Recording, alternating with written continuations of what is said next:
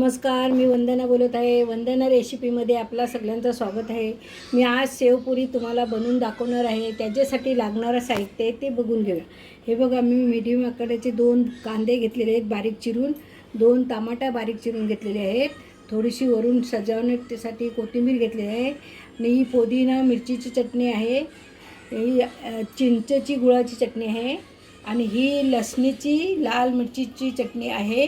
ही शेव घेतलेली आहे बारीक, हे थोडे शेंगदाणे घेतलेले आहेत आणि हे 3 बटाटी मीडियम आकाराची शिजवून बारीक करून घेतलेले आहेत आणि ह्या पुऱ्या आणलेल्या आहेत. पुऱ्या मी रेडीमेड आणलेल्या आहेत. चला आता आपण ह्या शेवपुऱ्या भरून घेऊया.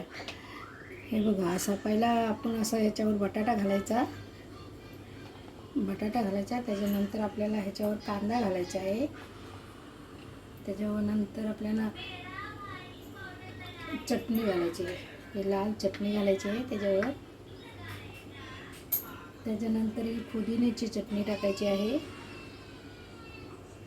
आणि त्याच्यानंतर हा टमाटा घातलेला आहे आणि त्याच्यानंतर आपल्याला ही इमलीची चटणी घालायची आहे.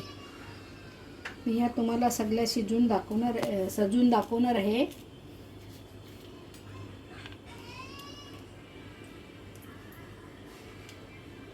अशा हे बघा, आपली शेवपुरी भरून तयार झालेली आहे. तुम्हाला माझी रेसिपी आवडली तर माझ्या चॅनलला लाईक करा, सबस्क्राईब करा, बेल आयकॉनला क्लिक करा.